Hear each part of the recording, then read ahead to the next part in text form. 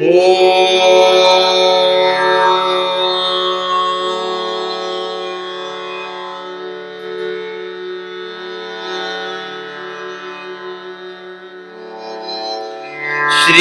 परमात्मने नमः। श्रीमद्भगवत गीता अथ प्रथमोऽध्यायः। धृतराष्ट्र उवाच धर्मक्षेत्रे कुरुक्षेत्रे समवेतायुयुत्सवः। मामकाः पाण्डवाश्चैव किमकुर्वत सञ्जय।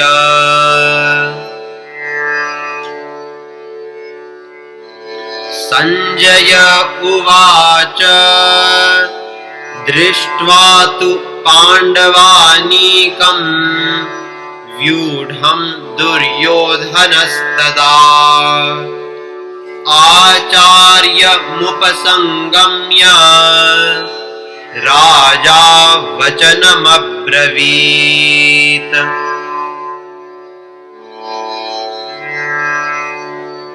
पश्यैतां पाण्डुपुत्राणाम् आचार्य महतीं चमूम् व्यूढां द्रुपदपुत्रेण तव शिष्येण धीमता।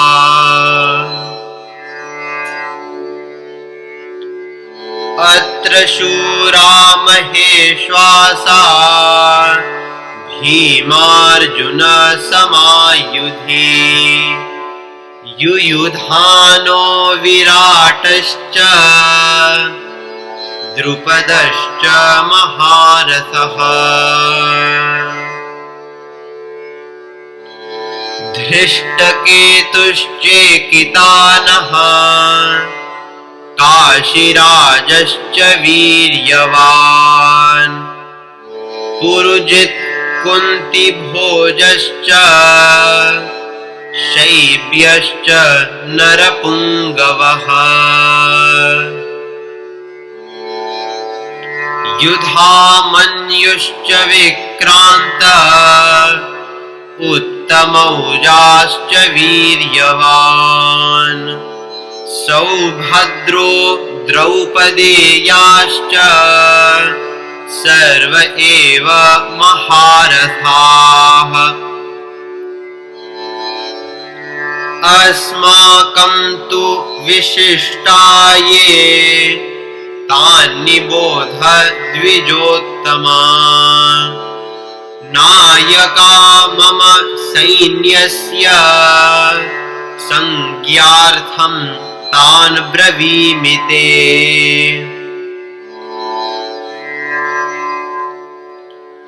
भवान् भीष्मश्च कर्णश्च कृपश्च समितिञ्जयः। अश्वत्थामा विकर्णश्च सौमदत्तिस्तथैव च। अन्ये च बहवः शूरा मदर्थे त्यक्तजीविताः। नानाशस्त्रप्रहरणाः सर्वे युद्धविशारदाः। अपर्याप्तं तदस्माकं बलं भीष्माभिरक्षितम्। पर्याप्तं त्विदमेतेषां बलं भीमाभिरक्षितम्।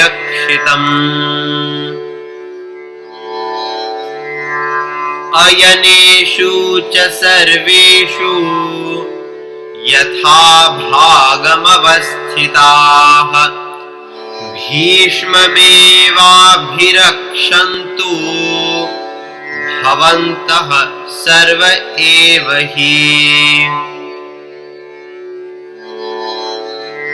तस्य जनयन् हर्षम् कुरु वृद्धः पितामहः सिंहनादं विनद्योच्चैः शङ्खं दध्मौ प्रतापवान् ततः शङ्खाश्च भैर्यश्च पणवानकगोमुखाः सहसैवाभ्यहन्यन्त सशब्दस्तुमुलोऽभवत् ततः श्वेतैर्हयैर्युक्ते महति स्यन्दने स्थितौ माधवः पाण्डवश्चैव दिव्यौ शङ्खौ प्रदध्मतुः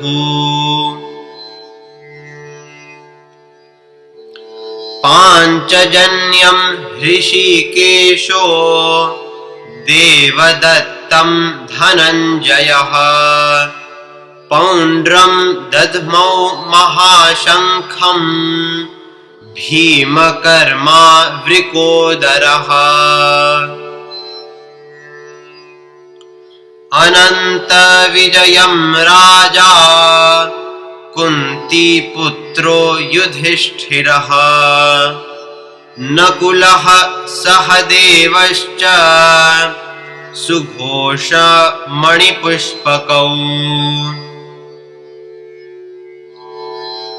काश्यश्च परमेश्वासः शिखण्डी च महारथः धृष्टद्युम्नो विराटश्च सात्यकिश्चापराजितः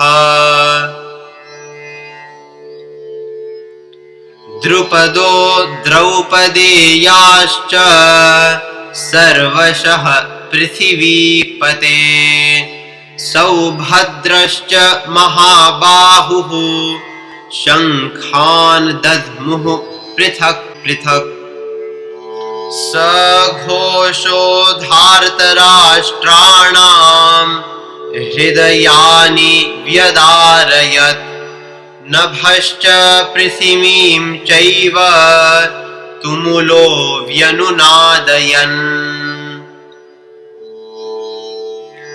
अथ व्यवस्थितान् दृष्ट्वा धार्तराष्ट्रान् कपिध्वजः प्रवृत्ते शस्त्रसम्पाते धनुरुद्यम्य पाण्डवः हृषीकेशं तदा वाक्यम् इदमाह महीपते अर्जुन उवाच सेनयोरुभयोर्मध्ये रथं स्थापयमेच्युत यावदेतान् निरीक्षेऽहं योद्धुकामानवस्थितान् कैर्मया सह योद्धव्यम् अस्मिन् रणसमुद्यमे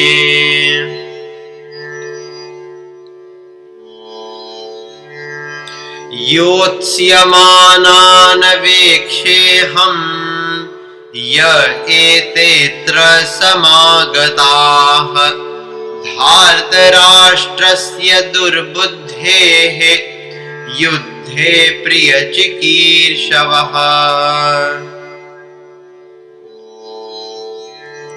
संजय उवाच एवमुक्तो हृषीकेशो गुडाकेशेन भारत सेनयोरुभयोर्मध्ये स्थापयित्वा रथोत्तमम् भीष्मद्रोण प्रमुखतः सर्वेषां च महीक्षिताम् उवाच पार्थ पश्यैतान् समवेतान् कुरुनिति तत्रापश्यत् स्थितान् पार्थः पितॄनथ पितामहान् आचार्यान् मातुलान् भ्रातॄन् पुत्रान् पौत्रान् सखींस्तथा श्वशुरान् सुहृदश्चैव सेनयोरुभयोरपि तान् समीक्ष्य स कौन्तेयः सर्वान् बन्धूनवस्थितान्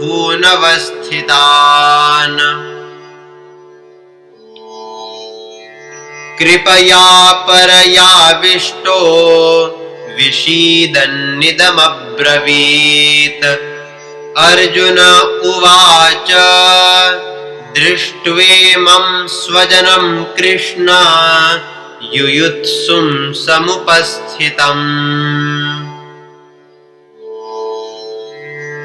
सीदन्ति मम गात्राणि मुखं च परिशुष्यति वेपथुश्च शरीरे मे रोमहर्षश्च जायते गाण्डीवं स्रंसते हस्तात् त्वक्चैव परिदह्यते न च शक्नोम्यवस्थातुं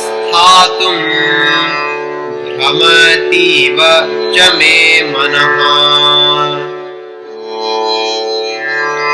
निमित्तानि च पश्यामि विपरीतानि केशव न च श्रेयोनुपश्यामि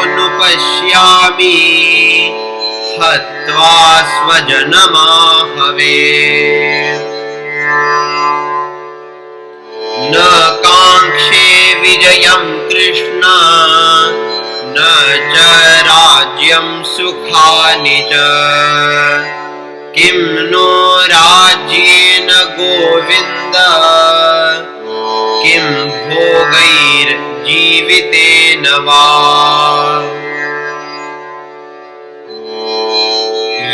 येषामर्थे काङ्क्षितं नो राज्यं भोगाः सुखानि च त इमेव स्थिता युद्धे प्राणान् त्यक्त्वा धनानि च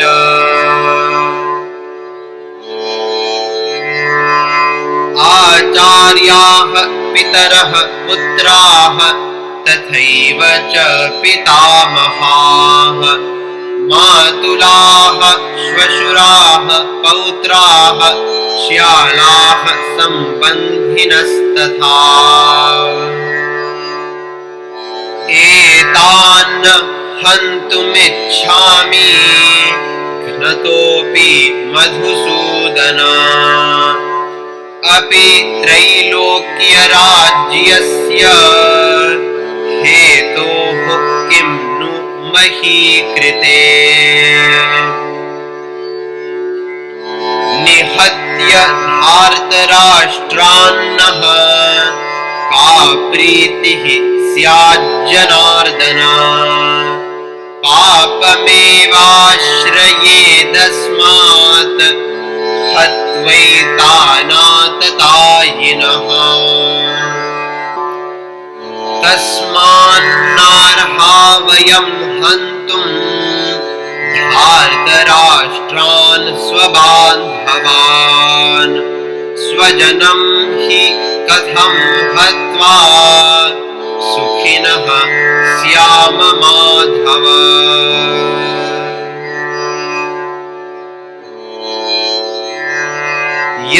यद्यप्येते न पश्यन्ति लोभोपहत चेतसः कुलक्षय कृतं दोषं मित्रद्रोहे च पातकम्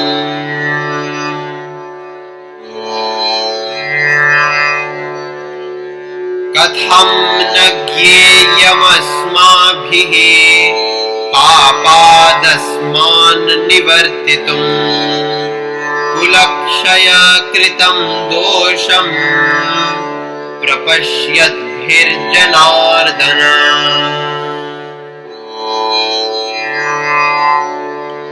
कुलक्षये प्रणश्यन्ति कुलधर्माः सनातनाः। धर्मे नष्टे कुलं कृत्स्नम् अधर्मोऽभिभवत्युत।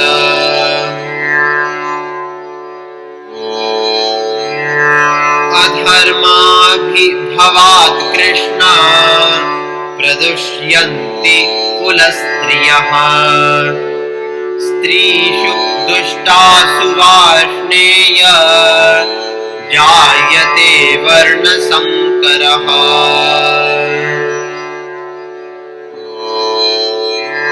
संकरो नरकायैव कुलघ्नानां कुलस्य च। पतन्ति पितरो ह्येषां लुप्तपिण्डोदकक्रियाः। दोषैरेतैः कुलघ्नानां वर्णसंकरकारकैः। उत्साद्यन्ते जातिधर्माः कुलधर्माश्च शाश्वताः। उत्सन्न कुलधर्माणां मनुष्याणां जनार्दन। नरके नियतं वासो भवतीत्यनुशुश्रुमा। अहो बत महत्पापं कर्तुं व्यवसिता वयं। यद्राज्यसुखलोभेन हन्तुं स्वजनमुद्यताः। यदि मामप्रतीकारम् अशस्त्रं शस्त्रपाणयः धार्तराष्ट्रारणे हन्युः तन्मे क्षेमतरं भवेत्। संजय उवाच एवमुक्त्वार्जुनः संख्ये रथोपस्थ उपाविशत्। विसृज्य सशरं चापं शोकसंविघ्नमानसः।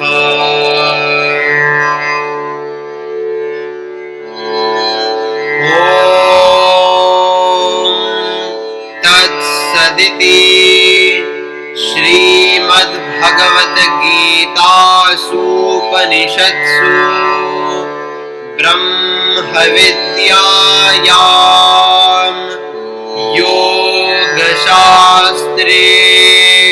श्रीकृष्णार्जुनसंवादे अर्जुनविषादयोगो